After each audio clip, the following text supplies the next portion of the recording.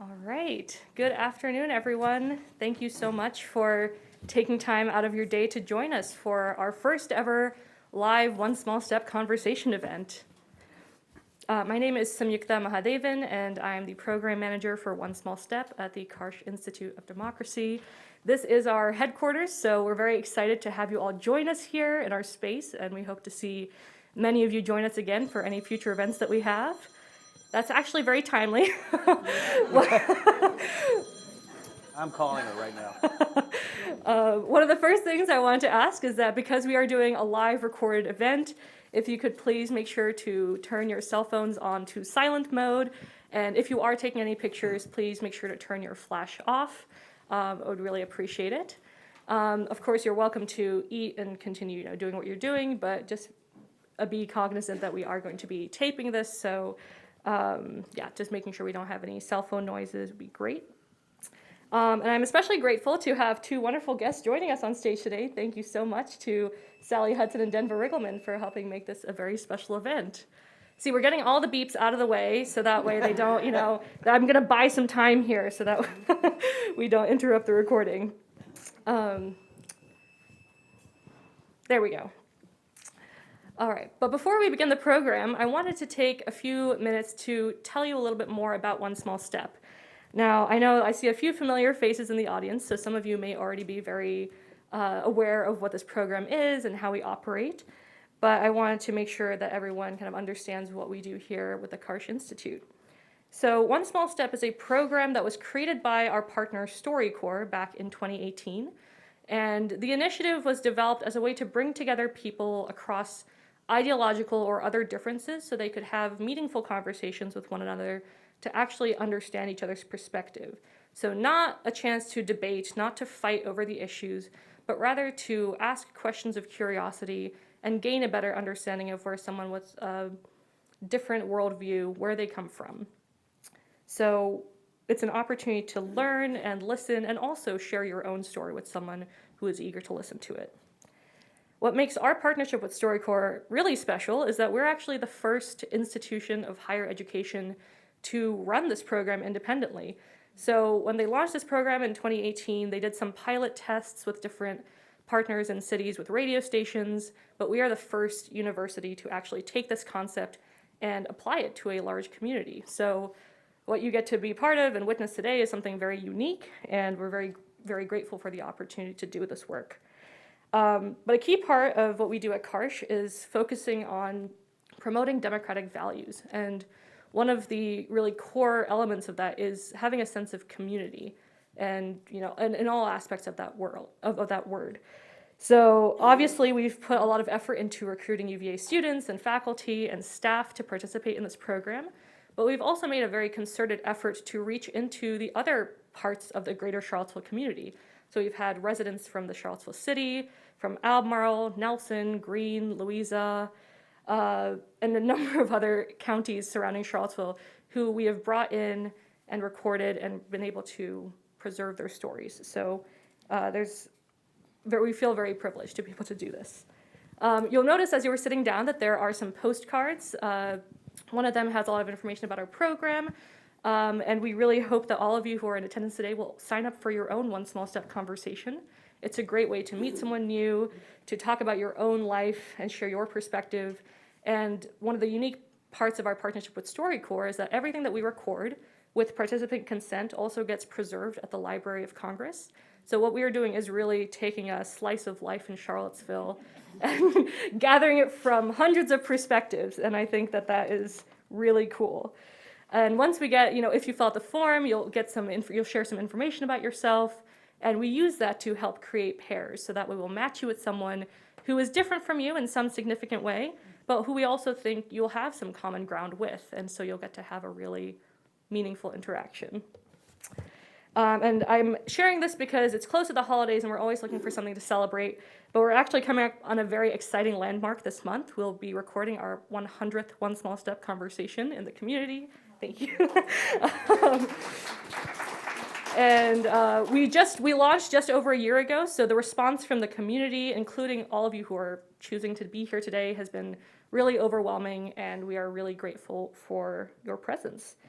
And so today we have the privilege of a live conversation recording. I want to thank a few people in advance for helping put this together, our event planners, Joshua and Mary Beth, and our communications director, Erin, and our programming director, Stephanie, who I don't think is in here in the moment. So thank you for helping make this possible.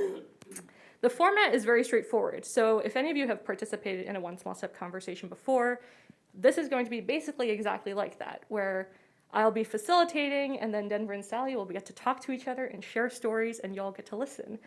And after that, we'll do a brief Q&A where you'll have the opportunity to write down some questions, and my team of students in the back will be collecting them. So if you just turn your head over, I've got a few students in the corners, just give them a wave. So at a few different points during this program, you'll have the opportunity to pass them your questions, and we'll select a few to ask at the end of the program. So you'll have an index card on your chair as well. You should all have a pen. So as the conversation's going, if you have a thought or a question that you want to ask Sally or Denver or both of them, feel free to write it down. And then at various points, I will give you a little cue to pass them down. So you'll have an opportunity to do that. So without any further ado, I am delighted to introduce our two participants today, Sally Hudson and Denver Riggleman. You're going to hear them introduce each other, so I'll just do a very brief introduction because you're going to get to hear from them for the next several minutes. Sally Hudson is an assistant professor of public policy at the Frank Batten School of Leadership and Public Policy and currently represents Charlottesville and parts of Albemarle County in the Virginia House of Delegates. Thank you for being here, Sally. And Denver Riggleman previously served as a congressman for Virginia's 5th District between 2019 and 2021, and until recently served as a technical advisor for the House Select Committee to investigate the January 6th attack on the Capitol. And he currently co-owns the Silverback Distillery in Afton, Virginia. So thank you for coming here from Afton. So again, thank you both so much for being part of this event. So I know everyone's eager to hear your stories. So to begin, because we are doing this for our audio recording for our archive, we have to start by putting some things on the record. So I'll have you both read that short little introduction on that conversation guide. That's the "Hi, my name is" piece. Oh. And once you've both done that, then we'll get going. You want us to read at the same time? Yeah, just that top line that says, "Hi, my name is." Yes, got it. Go for it. Here we go. Hi, my name is Denver Riggleman. I am 52 years old, and I live in Afton, Virginia. Today's date is December 1st. Is that correct? Correct. Yep, and my conversations partner name is Sally. Hi, my name is Sally Hudson. I am 34 years old, and I live in Charlottesville, Virginia. Today's date is December 1st, 2022, and my conversations partner name is Denver Riggleman. There we go. All right, so I'm going to start with a couple questions, and then I'm going to be passing it over to them. So first off, I want to ask, what made you interested in participating in this One Small Step conversation today? I'm here because of Nada.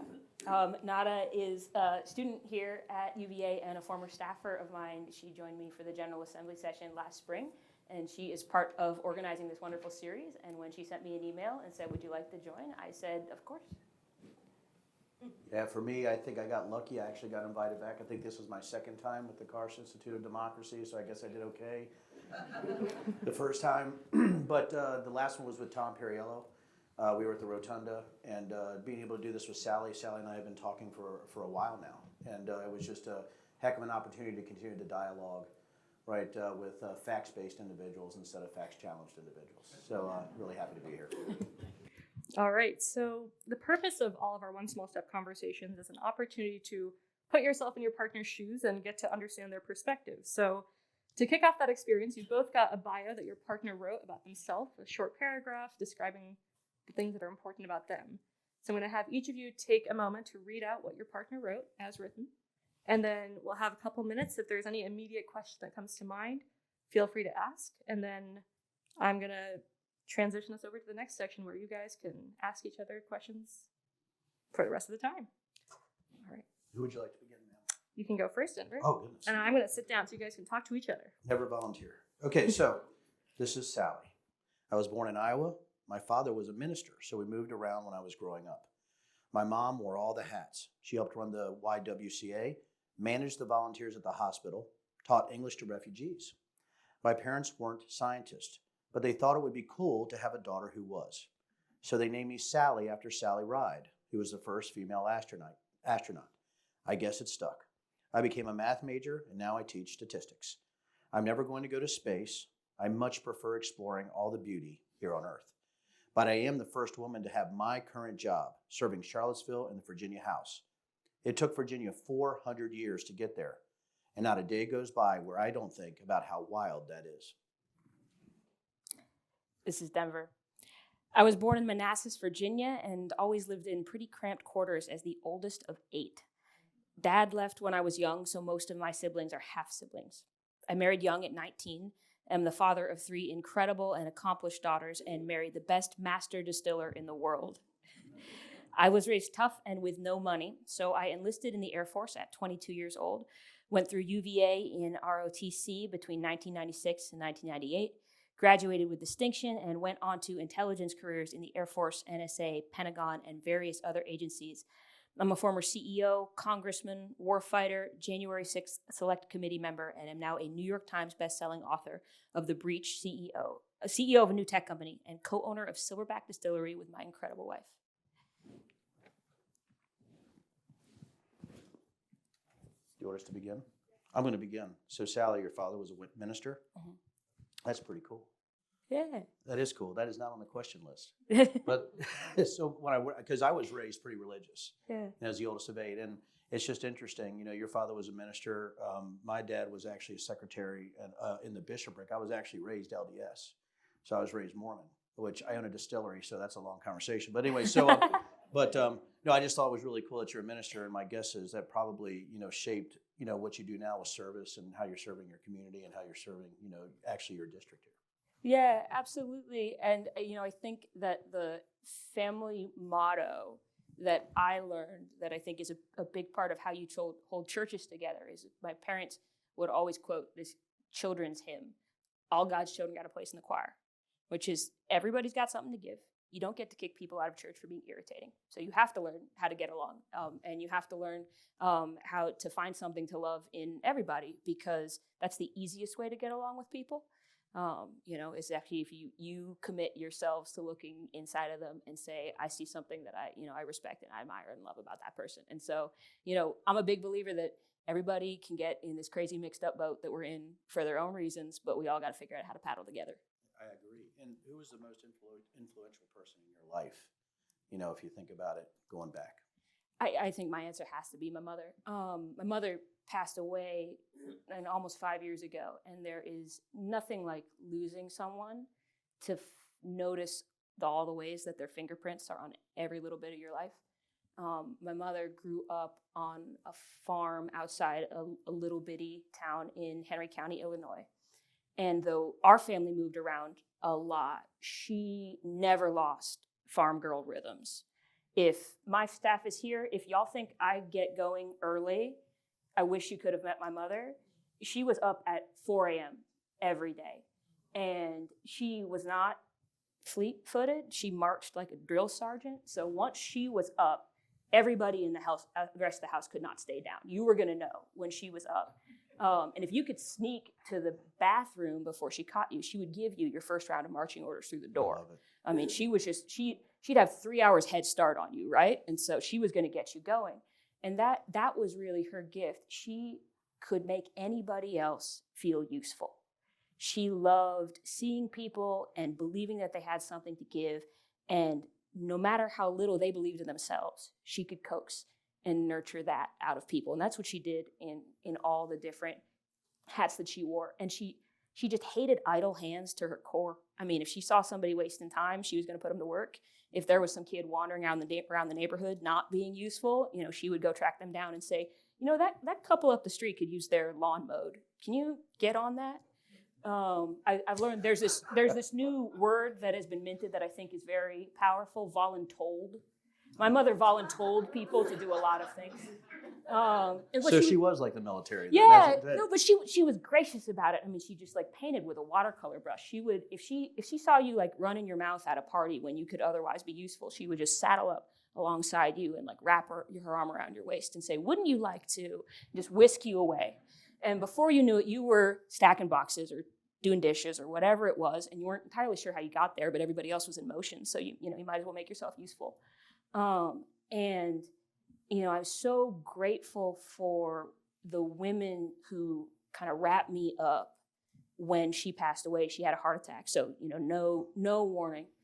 And the women who had worked with her over her life, who knew in those first few days, like 48, 72 hours after my mother died, who wrote our family letters about what they loved about her.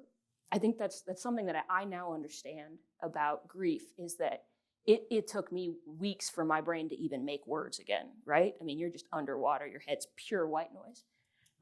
And I will never forget a letter that my mother's boss at the YWCA wrote to our family, where she said, your mother lived by the maxim that people will forget what you said and they will forget what you did, but they will never forget how you made them feel. And she made everyone feel useful. And that, I think, is something that I have taken into public service and into politics. And teaching is I want to make everybody feel like they can help. Like there's something that they can do to wrap their arms around the world, because we're living in a time that feels so crazy and everybody feels so disempowered. And to give people a sense of agency, to be like, here, grab an oar, here it is, and you can come help, you can come be part of making this better. I think that's what I learned from her. I tell you, and I like to. Your mom sounds like a badass. Really? Can I? Well, can I say that? That's the She really thing. does. The kindest thing, something that has happened to me since I've entered politics, every once in a while, maybe like once every 3 or 6 months or something, somebody, usually it's an older woman, will write to me and say, after we've had some kind of interchange, you must have had a really wonderful mother. Yeah. And they can see her in something that fell out of my mouth. And there's nothing kinder that anybody can do to me than say that. That's beautiful. No, it's interesting that you talk about your mom, God bless her, making you feel useful. I had a couple influential figures in my life, and the first one actually made me feel useless, and it was a great learning experience with my grandfather. So, and the only way that I can actually sort of encompass it is that, my dad did leave when I was young, had a single mom for a while, then I had a stepdad, so I really took to my grandfather, who was actually the father of my dad, who sort of left when I was younger.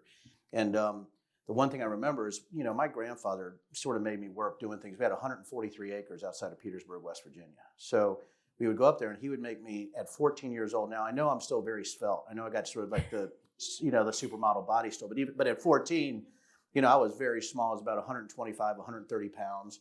And I don't know if anybody has actually ever driven post, right? It's not really easy, right? Even if you got to, if you're doing, he maybe dig the holes actually with a post hole digger. But I got to tell you, with a post pounder, man, it is, and you're little, right?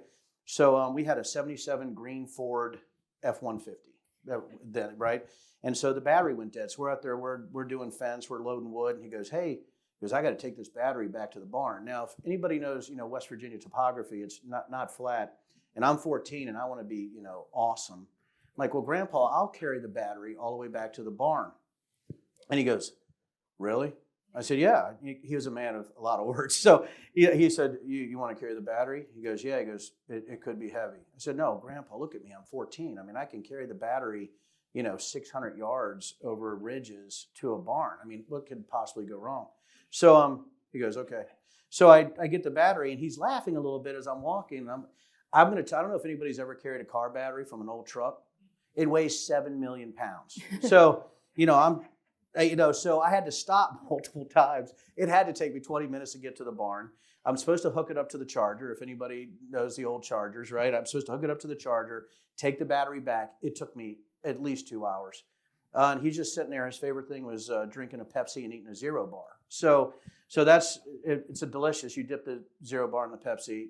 So anyway, so we get back, and he goes, and the thing that about my grandfather, he's like, you usually want to know what you're going to do before you volunteer for it.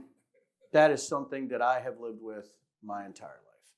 And so when I hear Sally's mom, the thing that he taught me, not only just sort of quiet, hard work, but he had some of the best sayings that today I still use with my kids, and they hate me for it. And and that's one of them. But the other one was we were out one day, and he goes, "Hey, what do you want to do when you get older?" I said, "Grandpa, I want to do something fun. I want to make money doing something fun." And I think a lot of people want to do that. And he goes, "Well, that's why they don't call work fun." So it's very profound, right? So, listening to Sally, that was sort of my biggest influence, was being with that man, right? My whole life. He was only 36 when I was born, right? So my grandfather was very young, right? So he died in 2015. He was 81. I'm 45 years old, so I got to spend 45 years of my life with really the man who really made me who I was, which was self-sufficiency. He hated any handouts. I mean, he was one of the most cantankerous individuals I have ever met. Quiet, and he loved pancakes with sausage gravy. And that's the stuff that, I sort of go through life with. And that was my first big sort of my life and what I wanted to be. I wanted to be my grandpa, right?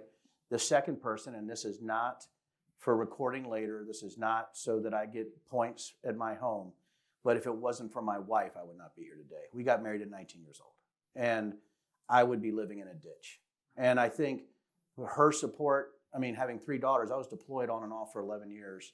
And I think, actually, if I have to look back on it, I think it's her strength combined with my grandfather that has actually been, I would say, the biggest thing in my life, Sally. That's been the thing that's really driven me, is how do I make her proud of me, right? So that's really what it is. How do I make that woman proud of me? And would my grandpa be proud of me today? That's it, right? That's really all I got. So I think both of us had these formative experiences that set us on this course, but none of them had anything to do with politics. No. And eventually they want us to talk about politics. And they asked us to ask each other, what is the earliest memory of politics that you can muster? Oh, gosh. The earliest memory of politics was meeting Ronald Reagan, right? So my grandfather, he was the lead sheet metal guy for the White House. He was the foreman, right?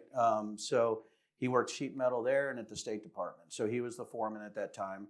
He had a 10th grade education. He actually got a GED at 58 years old, I think. So, but he had a 10th grade education. And by the way, really quick, you talk about formative years. My grandfather told me the story. The reason he only made it to 10th grade is somebody made fun of his pants, and he beat the guy almost to death. So they kicked him out of school. So there was that's sort of just like, he goes, he couldn't make fun of my pants. My mom knitted those pants, right? And he goes, I beat him hard. And then they said I couldn't come back. And that was it. So he started logging at a very young age. But so he was sheet metal, and he got invited to all the White House parties, And so my grandfather just said, do you want to go?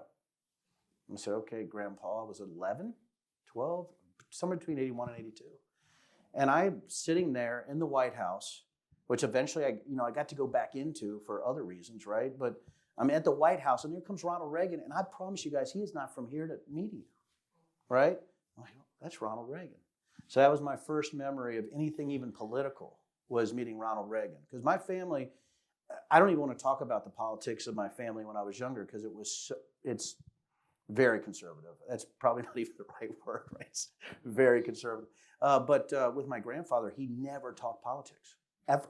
I've never heard him say a word. It just wasn't his thing with me as his grandson. It just wasn't a thing. So my first memory of politics, White House, meeting Ronald Reagan as a young boy. What's your first memory? So I was scratching my brain about this one, and truth be told, I can't remember politics as a child, but I remember presidents. Like, I don't remember elections or campaigns, but I grew up in a house of parents who taught me that you were supposed to respect and understand the presidents. I mean, I remember, sitting cross-legged on the carpet in the basement watching the State of the Union because the president was talking. And your job was to sit down as a good citizen of this country and understand it didn't matter if your parents liked the president or, if he wasn't their guy.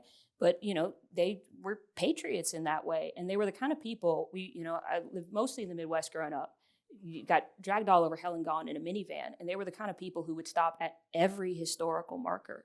It didn't matter if it was the Herbert Hoover Presidential Library in Iowa. I mean, I have memories of sitting on the floor of those museums in the corner reading Goosebumps novels because I was like, this is so boring. When are we leaving?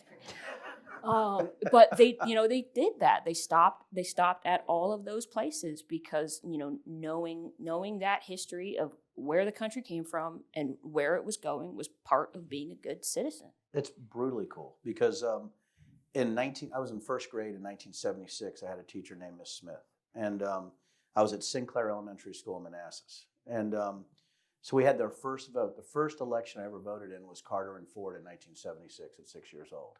And we got the piece of paper. And you guys are like, of course he voted for Gerald Ford. And I did. But I want to tell you guys why I voted for Gerald Ford. It's because my grandfather drove a Ford truck. I thought it was actually... It's a true story. I thought it was the owner of Ford trucks. I said, I've never heard of Carter trucks. So that's about how involved in politics I was. No kidding. That's what you said. I had to rack my brain too. It was meeting Reagan because there was no really formative political. My family wasn't into politics. I think they voted. I don't know, right? There was the presidential stuff would come on and they might vote in a presidential election, right? The delegate Chuck Colgan lived right around from us. I don't know if you guys remember Chuck Colgan, in the Virginia House of Delegates, but right around from us, I think was Chuck. But I don't know. I just remember like we would egg his car and stuff. I mean, that was as close to politics as we would get. So it's interesting that you said that because I have no really political formative memory at all about that because I just I didn't care. I mean, it was the 1980s. I was trying to wear the little zip-up shirts and stuff, breakdancing. I never broke. So I want to take a moment just also to give the audience a chance, if you've got any questions you've written down, to pass them over to the students who are coming up on the sides of the aisles. But you were talking about, getting into the politics and talking more about these memories. And I know the heart of these conversations is kind of discussing those ideologies and belief systems. And I know we have a lot of questions about that. So I take this moment to kind of transition into some of those questions. Sure. Here we go. Do we go long or too long on formative memories? Okay, because that was fun stuff. I don't like the rest of the questions. I'm going to can I ask you first, Sally? Sure. Okay, could you briefly describe in your own words your personal political beliefs? Sure. So I think I'm going to ask a more fundamental question for me. Is like, where do your moral frameworks lie? I mean, for me, those are, at this point, ancient gospel-rooted principles. Of those to whom much is given, much is required. The last shall be first, and the first shall be last. That's the mission, as far as I'm concerned. And politics is just the process by which we organize ourselves to get there. But those goals are my North Star. And I ended up, becoming an economist by trade. I studied math and econ as an undergrad, went and got a PhD in economics. Now I teach statistics for a living. And for me, even that, which is, supposedly very empirical, very mathy by nature, is still a deeply theological thing. There's a Brazilian archbishop named Hector Câmara who I think captured it for me. He, back in the 1980s, he said, "When I give the poor food, they call me a saint. When I ask why the poor have no food, they call me a communist. I think when you ask why the poor have no food, they call you an economist." That's what we do, right? I mean, we economics is the study of who gets what in the world and why. And some of my most formative economic thinkers are actually theological thinkers. I mean, I think our job is to do what Desmond Tutu said. He said, there comes a time when we have to stop pulling our neighbors out of the river. We have to go upstream and figure out why they're falling in. And that's what pulled me into economics, because I spent most of my childhood banging around soup kitchens and shelters with my parents. And you spend any time in those places, it does not take long for you to figure out that the folks on the inside and the folks on the outside are just not that different, right? There's got to be something else that's bigger, some bigger machine in motion that's helping some people get ahead and keeping some folks stuck. And economics is a study of that. But politics is just, in a world where you believe that everybody is free and has agency, then politics is the process by which we come together to agree on how we're going to get there. But that's, that's got, It's tough. yeah, It's that's tough. that's And- the process. But the goals have nothing to do with politics. I mean, you put it, the way that you put it is brilliant, because mine might be a little bit more baseline. I think if you talk about so I started companies. I did a bunch of counterterrorism work, right? Went into data. NSA taught me a lot of stuff. Air Force Special Projects. I had a very lucky life. But with that life, when you're gallivanting around the world or doing crazy stuff, you're not really thinking about politics. I will tell you, it just wasn't part of my bubble.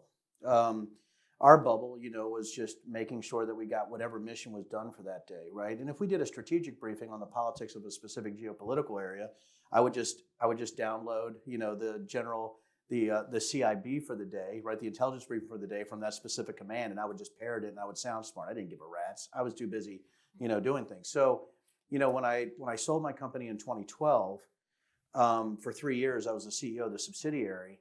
And some really awful things happened to some of my employees and to me and to other individuals with somebody who was able to bully individuals to do things they shouldn't have done or to put people in the positions that were not great. And I remember that's really when I had my awakening in politics. Wasn't in the younger ages. I think it started between the ages of 42 and 45. Not only that, I was working in the Pentagon. I was seeing things that were really disturbing, right, with the way that money flows were happening. And I was just maybe I was maturing a little bit, right, into the fact that I wasn't an operator anymore, that I was actually a boss. And I think that's where it really changed for me. But I have an absolute intense hatred for bullies. I don't know if it's anybody who uses power to try to overwhelm somebody else. I can't take it. It's a knee-jerk reaction. I don't know if it's because of military. It's because, if you're on the Serbian-Romanian border in 1999 and you're there to protect the ethnic Albanians, right? Or you actually go to Oman in 2000, or you deploy in 9/11. There's just 9/11. You just sort of get this sort of, I don't know, this anti-bully type of thing that's going on. Even when I was a kid, I was bullied. I was small. I got my ass kicked, right, a lot, right, until I didn't, until I started to fight back. And so that's really my baseline. But I think it was 2016 when I had a Dominion surveyor just show up on my property, and I think that, plus trying to start a distillery with the multiple regulatory issues we were dealing with, and what I was doing at the Pentagon. I was a senior consultant for electronic warfare and countermeasures then. All this stuff was happening simultaneously, and my family was under attack. And I'm like, I am powerless here. How am I powerless? I mean, I served my country. I'm a CEO. Like, I'm Denver Riggleman, man. How could this happen? But what I realized is I was nothing. I was a nobody to sort of the powers of government or the powers, of monopolies. I was always a huge Teddy Roosevelt fan, So it was just interesting that all that stuff that I never thought was part of the bubbling crude of what made me was actually fight. And it goes all the way back to Grandpa. It goes all the way back to military. Is that I'm like, I'm going to fight. And the only way I know how to fight is I'm going to run for governor. And I'd never even been to a committee meeting. I didn't know anything, right? I'm like, yeah, but I can figure it out. I'm Denver Riggleman, right? So after I got my face ripped off, in 10 weeks, right? But I learned a lot then. And I told my wife, and I promised her at that time, I'll never run for political office again, right? It was the worst, thing that ever happened. So after that, it's probably them buzzing me off. But after that, I think it was, I told her, I said, I just don't know anybody would do this. I don't know if I can kowtow. And then Tom Garrett left, right, for alcoholism, which is a little ironic. I'm a distiller, but he left. And then in 4 days, I had 5 or 6 people visit the distillery and like, Denver, would you run for Congress? I said, absolutely not. I said, I don't even know what to do. Like, I don't know anybody on committee. I don't have any infrastructure. I have no idea what to do. They said, well, it's a special convention in 4 days. So I made 37 phone calls, spent $0. Only 37 votes determined the Republican nominee in 2018. 37 out of 750,000 people. And I won 19-18 on the final ballot. And to say I was surprised, you talk about an accidental congressman, it's this guy, Yep. right? So, and then I ended up winning, by 7 points. And when I got into Congress, they're like, you are the new Republican. Well, I didn't last long. So no political career yet. So that's really what it comes down to is my actually first reaction was like, how do I stop these bullies from me? And then once I did that, people came to me and said, Denver, will you help us stop these bullies? That's it. That is the baseline is anger, fight, powerlessness. How dare us get rolled? How dare my family get rolled? How dare their family gets rolled just because, there's some kind of money pressure at the state or federal government level that I don't even know about. I don't even have that knowledge. And I think that's why I did it, is that I was itching for a fight. And I'm being just very blunt and honest. And then that itching for a fight turned me into actually caring about some other folks. I mean, that's the evolution. And I do think that this is where the most genuine overlap for bipartisan compromise that I see in Richmond, maybe less so in DC, is between the wing of the progressives that I occupy and the sort of small L libertarian kind of wing of the GOP, because at their core, we're both for underdogs. Yep. We both fight for little guys, and we sometimes disagree about who the villain is, like who's the man that you're fighting Right. back against. But in our heads, we're both going back against the guy who's getting screwed by the bigger system. I honestly thought, Sally, talk about naive. I honestly thought in 2015, if I just went up and talked to a state delegate about how bad the tax structure was, and that we could actually we could restructure our loans for Silverback, and I could invest back into the Commonwealth. Yeah. The fact was, the lobbyists there told me, and this is a quote, and I'm not going to say the name, I was ambushed. The first time I ever walked into office was Dickie Bell, the 20th district, right?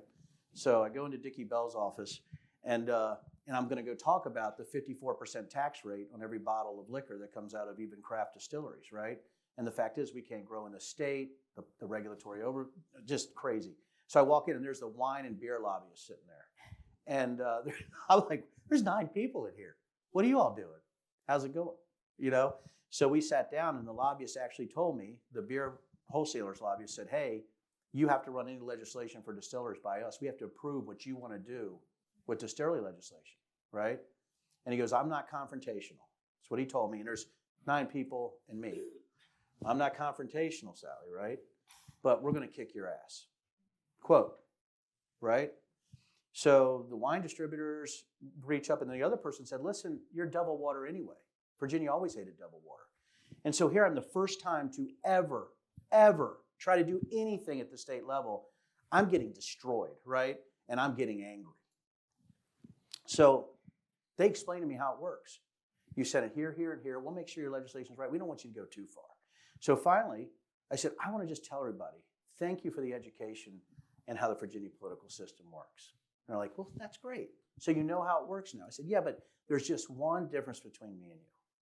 They said, what's the difference? I said, I am effing confrontational, right? So that's how my political career started, was an argument in a delegate's office with lobbyists. And that's so funny that you said, where's the, I always thought, in a naive, I thought it was just sort of this government pile drive, right? It's not. There's a combination of corporate and government interests that are always against you. Now that I've been in Congress, right, now that I've seen what happens at the state level, I see what happened with my wife when she tried to lobby. She got her face ripped off. I've seen big corporate entities come in to take on the little guys. That's the thing, is that I didn't know. I didn't know. I just didn't know, all right? I'm like, oh, wait, people who run businesses suck? That can't be. No. I ran businesses. I'm a good CEO, right? And I know that's a very basic thing to say, but that is really that is the fundamental, I think, belief system I have. And I think that we both had that experience. I mean, folks here may not know, this is not the first time that we've met. We met years ago banging around the hallways of the Pocahontas building. Yes. Because we were both there on a mission trying to lobby for bills, before, I was in office for sure. And I think we both had that experience of, I was doing the wide-eyed, starry-eyed thing of going and doing exactly what you did and say, I'm going to talk to my delegate about carrying this bill that I care about ranked choice voting. And I'm just going to go tell people about why this is a good idea. And I'm very persuasive, and they're going to get it, and they're going to agree, and it's going to be a law. That's not how it works. And what we both did is we both came eye to eye with that. And we're so underwhelmed and frustrated. And I think in particular, what I was impressed by, or what really I think pulled me in, was not how big the problem was, but how small it was. that how few people are That's the- actually standing Shaq. in between Absolutely correct. us and that progress, that I could like count on like, oh, so like 4 people have to change jobs. Mhm. And then we can solve this problem. If we get the subcommittee chair and the committee chair out of there, we can get this done. Yeah, right? exactly. And- It was the right? small ball of it that pulled me in. Because I was like, oh, this is not actually some major machine that we have to go build some army to take on. How much money are they getting? Maybe if we give them some money, they'll vote for us. Yeah. So I mean, and it's like, we kind of both ran into that fire. Yeah, we did. And, and I think that's the thing. I was looking at the questions here, and, we just talked about the first 3 already because we're so cool. But the one that really got me that I didn't even want to answer was the 4th bullet there. And do you ever feel troubled by people with the same beliefs as you and how they communicate those beliefs to others? And I got to tell you, I don't even know how to answer that question, because now, where I am now, if you asked me that 3 years ago, I'd be like, we're sort of all on the same team. We just sometimes present it differently, but we're on the same team. We're going to be all right, right? But now, when I see this, I don't even know if those belief systems that I thought that they had actually exist.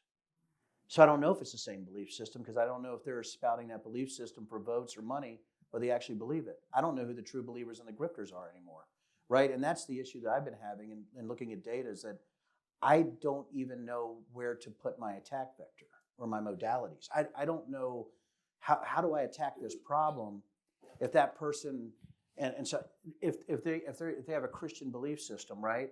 And I'm not there much anymore, right? And we can have that talk later, right? But if they have a Christian belief system, why are they attacking that individual with so much hate? And do they actually believe, that Democrats are harvesting children for adrenochrome? That can't, right? Is that a thing, right? And then when I saw data, right, or you see, the Save Our Children hashtags, I'm going into QAnon stuff. People that I thought I knew what their bedrock belief system wasn't even that. And I'm like, that's not possible. That doesn't compute, right? For somebody who's been an intelligence analyst or data, talk about a doctorate in economics, right? You're talking about people who probably look at data a lot, right? I got a B+ in statistics. So anyway, We can fix that. But I think that's the thing with me, and that's why I was so scared of this question, because I don't even know if I'm even fit into any of the belief buckets for parties anymore. And I think it's because I got my face ripped off. It's because I went in the current for 9 to 10 months. I voted with the team. And then, I did something I thought was right, and I know you've been there. And then all of a sudden you realize that those belief systems had nothing to do with that. It was not that. It wasn't freedom. It wasn't, that people can do what they want to do. It was absolutely the opposite of everything I thought.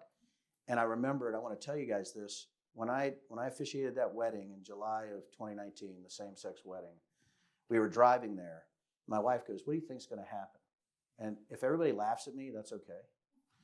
I said, "It'll blow over in 2 weeks." What could possibly? I did. I said, "It's going to blow over." And she goes, "Do you think, honey?" She goes, "I'm sort of on Facebook, right?" I said, "I know."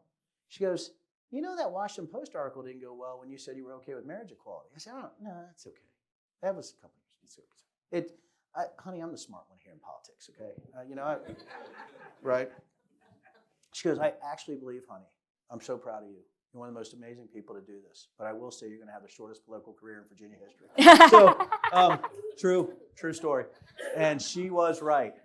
So that's why, I guess that's why that question, even for you, I know that's the belief system part of me.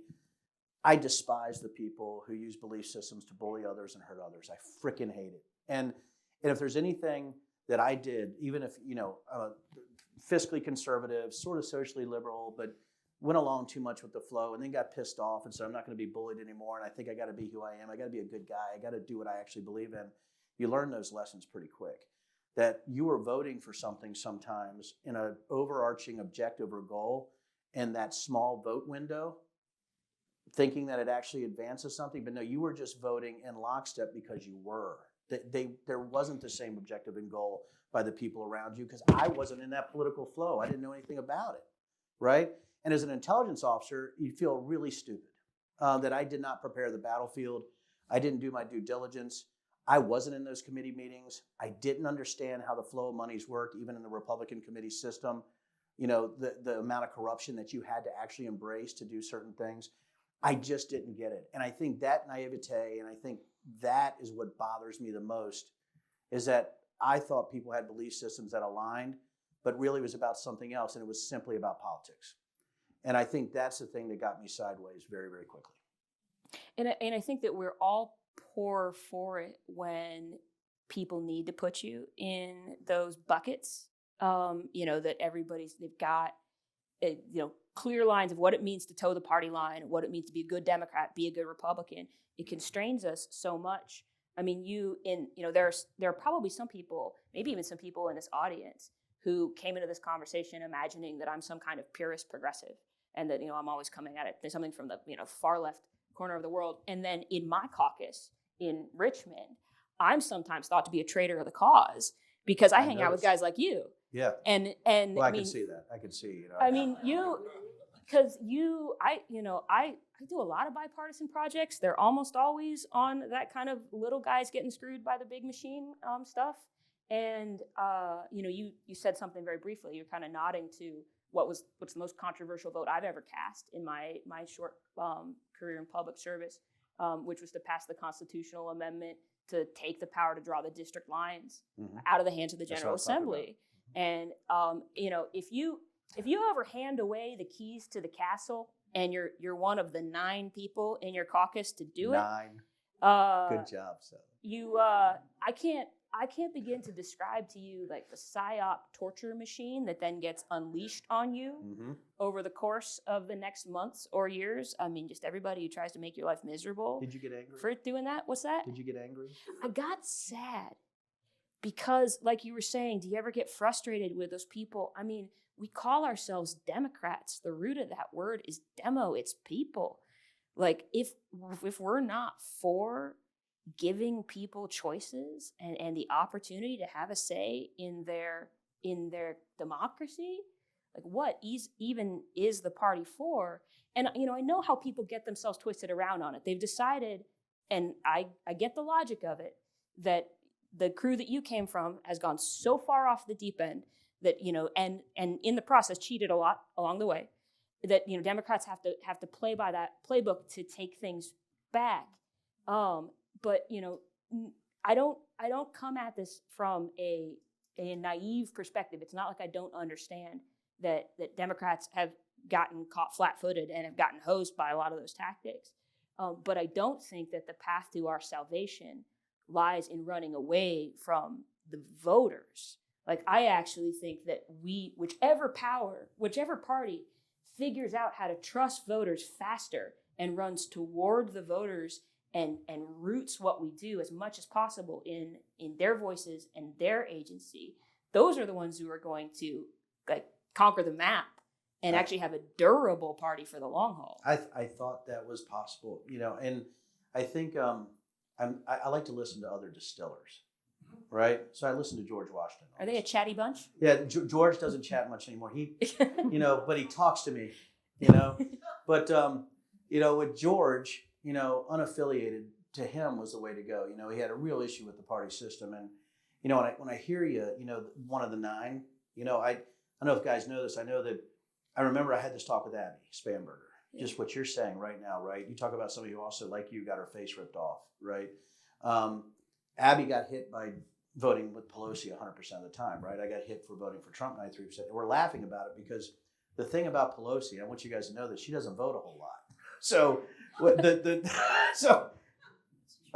she went like 8 times, So and Abby's laughed too, but that's very effective, right? And for me, it's very effective. And we can go on to all that in another, the next conversation, throw tomatoes at Denver or something, one small step. But I think, what you're talking about though is I took a vote really where it went downhill for me, once I got censured for the wedding. But when you talk about you were sad, I wanted to fight. Like I actually physically wanted to altercate, right? And because my first 9 months, I physically wanted to altercate the Democrats because, I don't know if anybody's heard about the Bigfoot stuff, but, but being called a Nazi, a Bigfoot porn Nazi is tough, right? And that's tough, right? and especially if you're on Saturday Night Live, right? And so don't Google. I am #1 on Google Images for Bigfoot erotica. I want to let you guys know. But that pissed me off. I mean, I was so angry. I wanted to just destroy whoever was in front of me, you know? And it was that sort of that military mindset. And then after the wedding, you guys thought it was bad on a made-up story about Bigfoot. Wait till you have a made-up story about being a pedophile, right? Because you do a wedding. Or you're the tool of the Antichrist, right? Or you're a general of the Sodomite armies. Or you're laundering money for George Soros, right, through your distillery. Or you're changing the sexual orientation of children. That's how I got hit.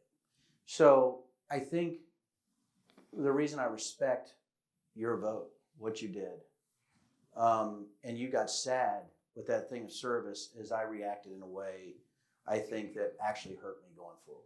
And I think when you have that kind of rage, I was just in absolute, just burn it all down, right? And that was burning down the far right part of the GOP at that time, because I saw it in data, and but I did take a vote where I voted to keep pre-existing conditions, and that's really where I was one of 8 on the Republican floor when you said 9, and then when I joined the Climate Change Caucus, God help you, right? You're done.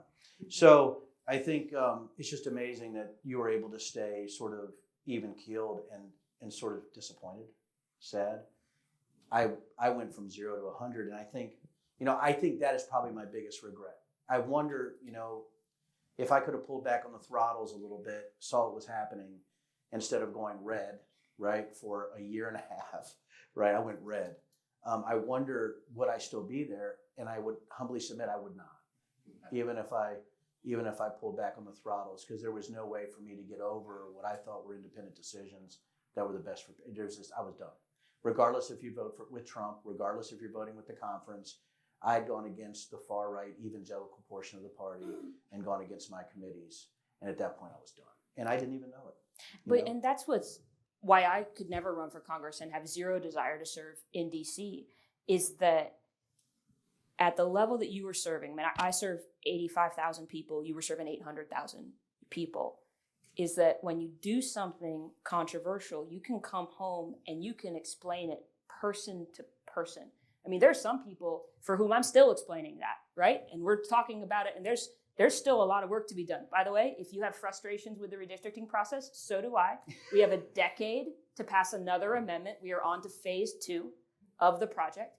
But like, I can talk it out with them. I mean, I was telling you earlier, the beautiful thing about my job is that no matter who's mad at me, I can be on their front porch in 15 minutes from my front door, and they can yell at me in person.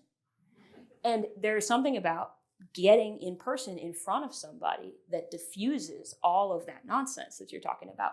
But at the congressional level, where you're serving much more people, and it's been amped up with Citizens United and everything that makes Congress just wholly dysfunctional, we've lost that deliberative process. And so that's why I thank you for your service. I have zero desire to follow in your footsteps. Right, but I have zero desire to follow my own footsteps. But at this level, at the General Assembly level, we can still do like the hand-to-hand combat of like small d democracy. And I hope that makes you feel empowered. And in particular, because of the stuff that we've done in Virginia in the last 3 years, because of fair maps, because of early voting, because of same-day registration, because all of these things, there has never been a better time to be a Virginia voter. I mean, as I feel like I'm like the biggest cheerleader for Virginia right now, because everybody wants to look at DC and they want to get down. And I'm like, no, we're just getting to the good part. Like this is now the time that you're supposed to feel more empowered than ever before as a voter. I mean, we started with the fact that I'm the first woman to do this job, to have Thomas Jefferson's seat in the Virginia House, and it took us 400 years to get there. The General Assembly has been running since 1619. It's now been running for more than 400 years. But we have only really been letting everybody vote for 60 of those years. Wow. Right? I mean, it took us, out of those 400, it took us to the 1960s to get to the Voting Rights Act, where we actually said, everybody in Virginia, you can vote. We've only been letting everybody run for 6. Like, it's only post-Trump that a whole new wave of people stood up on both the left and the right and started running for the General Assembly. And now the House especially is more diverse and vibrant than ever before. It's beginning to almost sort of look like Virginia. We're just beginning to try this democracy thing. Don't give up now. Like, we're just getting to the good part. And so when, there's going to be growing pains in that process, but the cradle of democracy is growing up. We're just getting there. So now I think is like the best time. If you've sort of been tuning out on state government until now, like, you can now hop in at the best part of the story. I was going to say, you're saying a lot of words that are sparking, like Virginia and democracy and small steps, and it feels very on brand for what we're doing today. We try. Face-to-face conversations. We're coming towards the close of this conversation before we open up to some of the audience questions. But I was wondering, there's those last couple of bullet points on that list about things that surprised you, and I'm curious if you can kind of both address, I'm just gonna skip to the second. How long do we have? Couple minutes. A couple minutes. Oh, yeah. Goodness. Is there anything you learned about me today that surprised you? You're full of surprises, man. So I could learn about you for a lifetime. But I told you at the top, I think the most important line of your bio is that you were the oldest of 8. Anybody with 7 siblings has to live their life knowing it's not all about them. Yep. Right? And, I think especially if you choose to run for Congress, like you choose to be the big man on campus, the guy who's, going to be in all the TV ads, especially for men in politics, I think in particular, you tend to default and assume that like that's a guy who wants the glory, right? That's the guy who wants to be the center of attention. If you have 7 siblings, you were never the center of attention.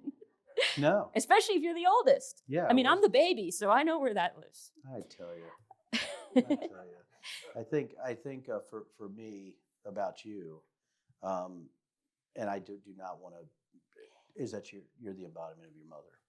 And I think when you talk about the love that you had for your mom and how she brought you up, I think the thing that I learned is sort of where you get that baseline for service and that baseline to help others. And I think, moms and dads and grandpas are tough to talk about without getting emotional, But I think learning about your mom, learning what actually drives and makes you tick, I think that should really impress folks. And not impress folks in a way like, wow, it's impressing folks that you've taken those lessons and you've been able to be useful, to other people. And I think for me, it's that I've been able not to be useless. And I think it's amazing that we got to, sort of the same point in sort of a fighter stance, to do what we need to do. I think that's a beautiful place to conclude this portion. Thank you both for sharing your stories.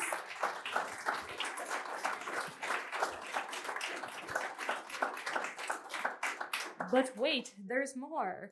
So unlike our traditional one small step where we conclude at the end, we've decided, because all of you have taken the time to come out, to offer a little extra time for some of the questions that you had for Sally and or Denver that may not have gotten addressed. So I'm going to pass it over to my wonderful student team who have picked a few of them. We've got about 10 minutes or so. So I'll pass it over to y'all. Okay. Alrighty, so our first question comes from Bob Gibson of Charlottesville. He mentions that the news media today looks for controversy and conflict. What do you think reporters and editors can do to help point the public to shared responsibility and bring about shared change? Do you want to answer first? Want me to give it a shot first? Yes, please. All right, here we go. I think don't be lazy. I think we're dealing in a new world of social media, I think, in multiple ways to get data and information. What I've seen with a lot of reporters, and listen, they're trying to do the best that they can in some respects, but I have seen journalism get lazy where they're not understanding the context of a specific problem set. And that context is very, very important. If you're reporting on conspiracy theories, you're reporting on disinformation, or you're reporting on an individual's belief system, and you don't have that context correct of where they're coming from, you can easily take something out of context. And you've heard me talk here tonight. If you take some of my sentences out of context, you're just that sentence, oh my, right? Oh my, right? So I think that controversy is sometimes they do want the clicks. I think it's a money-driven media market. I think you're you're competing for so many eyes, so many echo chambers, you know, encrypted chat rooms, right? Multiple social media machines and multiple chains, right? If you're talking about Twitter and Instagram and Poll and TikTok and Gab and Parler and 4chan and 8kun and 8chan, right? So you can go down the line, right? The Donald.win, or you're talking about other lines where you can build, you know, your own social media sort of network. You're talking about the True Socials and the Getters, right? So now you have all this out here in multiple ways to get data skewed. And I think journalists have to sort of come up a little bit and actually get to the point where they understand sort of the new model we're in. And the model we're in is that the digital world now can become part of your reality. It's almost like a reverse Tron, right? I just dated myself big time. But does anybody know Tron? So, okay, that's good. I love you Gen Xers and boomers, man. So anyway, so with Tron, you know, Tron was sucked into the digital world. I think the digital world can be made sort of in the physical. If you're talking about digital radicalization, monetization, and weaponization of conspiracies, reporters have to be more thorough. And I think they need to report on that important stuff and not clicks, you know, that somebody likes to throw spaghetti against a wall. That's where I'm at, you know, as far as journalism is concerned. Yeah, and what I would add, and this is not a critique of local journalists who do far too much Totally with far different too world, by little. the way. I mean, like the cameraman in the background, there was a time when there would be a cameraman and there would be a reporter. He's got to do it all right? He's himself. got to do it all. I mean, you guys are really jacks of all trades. But you know, for the CNNs and the Fox Newses that are making money hand over fist and have all the resources in the world to do this, I think what especially frustrates me as someone who teaches statistics is they're terrible at characterizing distributions, right? That they want B+, to find not an A. right. They want to find the controversy, and so they get the very fine people on both sides, right? And they tell both sides of the story. What they fail to tell you is that you had to go all the way to the 0.1% tail of the distribution of thought on a perspective in order to find two people that disagree. And so I really wish that they did a better job of saying, you know, 8 out of 10 people think about it this way. There's the one reasonable criticism that is person number 9. And, you know, person number 10 over there is off on a ranch by himself. And we don't do a good job about characterizing the distribution of beliefs as opposed to just the binary sides of the story.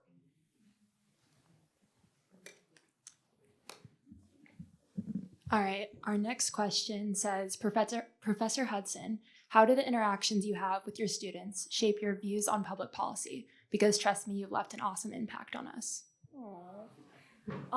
My students keep me so grounded in how I talk with people about public policy, because one of the things that every teacher has to learn how to do is to keep the arc of the semester in their head, and the way that you're building on one idea week after week to talk about something that's more complex. So if you're teaching a lesson in week 2 and you know you're not going to define a topic until week 7, then a teacher has to say, oh, I can't use that word yet because we're not going to talk about that until after the midterm. So I have to talk about this in simple, accessible terms, words that everybody knows. One of the nice things about teaching in a school of public policy, where I've got students who are obsessed with this stuff and they're trying to learn it as much as possible, I know that the median voter is less engaged than them.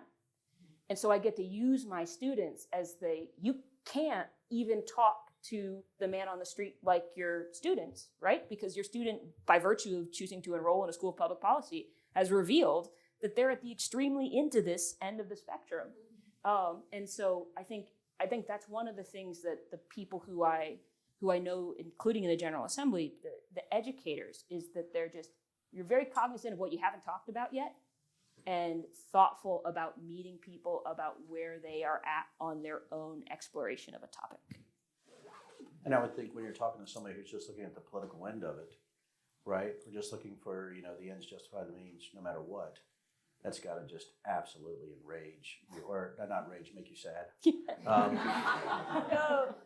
It does. I mean, but the other pieces, I mean, table stakes for being a teacher is you have to believe in personal growth. Yeah. Like you got to believe that everybody is on a journey and everybody can learn and grow. And, you know, that may be starry-eyed optimism, but, you know, if you bring it to even the frustrating people that you encounter in politics, you're like, you know, everyone is still capable of growth. Yeah, I noticed the "you suck" argument didn't work with me much. And your style's better on that. I promise. All right, I think we have time for one more. One more? Okay. Alrighty. So I know you both spoke a lot about how we're kind of in a new age when it comes to Virginia politics. So this question asks, other than ranting and voting, how could we contribute to civic engagement effectively? Oh man, we can talk about Who asked that question? Oh my gosh, man. You want to start? Sure. I mean, so there are so many things that you can do.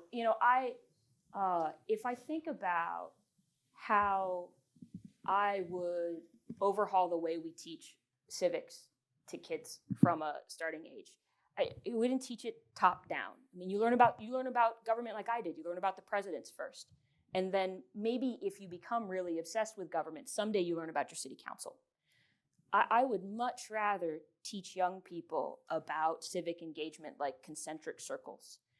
I would love to start with a kindergartner, and I think this is some of how they do it in the city school division, and teach them their sphere of influence, which starts with their house or their classroom, and say, I want you to learn to change something in this room right here. Maybe you just decide we're going to line up different for lunch, but you're going to change something about that. We're going to do something better together. And then as they grow, start to expand it. Maybe you get out to your block or your neighborhood and you're gonna get a better bench at a bus stop. And then someday by the time that you're in middle or high school, you go into your city council meeting and you're testifying your county board and you're saying, hey, actually this pipeline that's about to plow through my property, right, is not gonna be such a great thing for our community. And that while you're growing those muscles, like that sphere of influence, then you take your case to Ronald Reagan. But like, I'll say this at a university, I'm often struck by faculty, including those who will teach, in departments of government or, teach school of politics, and having the foggiest idea how to talk to their city councilman about how to, change something about the bike path in their backyard. And so I just think that it's one of the best ways I think you can kind of get hooked, and get that initial dopamine hit is just to try to change something really tangible in your immediate environs and then go from there. And that's the local hit. That was the dopamine hit I got, right? Exactly what you're saying. And when you're talking about civic engagement, for me, I talk about my family and my daughters, but I'm probably a little bit more brutal in my answer, in the civic, even not in a bad way, nothing physical, but I think the brutality is, I think when you're talking about civic engagement and you're talking about what I noticed is I wasn't winning civic engagement in a group like this at a committee meeting. I thought I was, I thought I had some really pithy statements, right? Denver, we can't believe you married gay people. Well, we don't want a party that's just small enough to fit in the bedroom, do we? That did not work. That doesn't work. Denver, you want to legalize pot? Well, everybody likes to get high every now and then. No, that doesn't work out, right? So it's almost like you have to go house to house. For me, if you're looking at facts-based stuff and, and when you're talking about what we're talking about up here with civic engagement, I don't know how to change some of these individuals, whether to tell them that they need to work on maybe being facts-based to help the community. Because right now when it comes to civic engagement, for me, I feel like I have to go in their house and sit down and try to talk to them. And I feel like and sir, that's why the question is so good, right? Is that I don't feel like I'm able to turn 10 to 15% of those individuals I'm talking to. And people were talking about, well, Denver, what do you think the committee, what do they think the committee's gonna do? Who do we have to change to save democracy? What's that percentage? And I said, it's in the seams. I said, what if we change 3 to 5% of the center-right individuals who thought the election was stolen? 3 to 5%. Like, Denver, how many people? That's millions, right? My guess is, and I've said this before, and why I write about this stuff, is that I think the civics, what we do as individuals and humans, is going to be more in the digital sphere. But I feel like that house-to-house fighting, if you have this sort of ability, and it's hard, because I was scared to go into somebody and say, actually, that's wrong, here are the facts, and they could hate you. I've been disowned by so many people. It's awesome, right? And so I think it's house-to-house fighting almost with civic engagement with some people, because then you turn them and then you say you have to be involved, right? And I just feel like the failure quotient in that for a certain segment of society right now, I'm not talking about, but there's a certain segment of society. If you go into the 5th District or you go into certain places, it could be 70 to 80% who still believe maybe the election was stolen, right? Could be 70 to 80% who believe that the deep state is trying to, enforce a socialistic agenda on us through, Bill Gates actually funding the COVID, pandemic, right? Which is a huge thing. I'm not kidding. I'm not joking. So when Sally talks about, sort of civic engagement at a younger age, that strikes me as right. But when you're talking about now, to me, it's only house-to-house fighting. And I'm talking about house-to-house fighting as far as an engagement level on how you introduce or how you actually introduce topics that are fact-based to those people. And I honestly, that's all I got. I wish I had a broader view of what I've seen and what I've gone through the last few years.